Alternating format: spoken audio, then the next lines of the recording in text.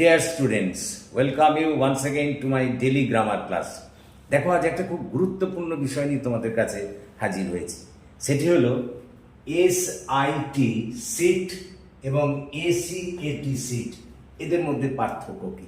দেখো, উচ্চারণগত দিক দিয়ে তো এদের মধ্যে কোনো পার্থক্য নেই, কিন্তু অর্থগত দিক দিয়ে এদের মধ্যে একটা বিরাট পার্থক্য আছে।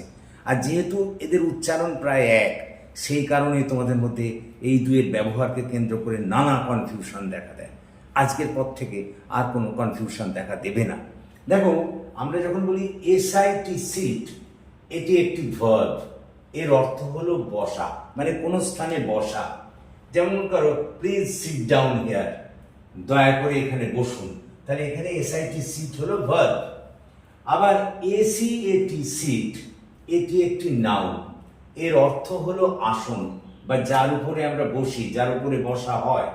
যেমন দিস ইজ মাই সিট, এটা হলো আমার একটা আসন, বসার আসন বা বসার জায়গা। এখানে সিট কিন্তু নাউন।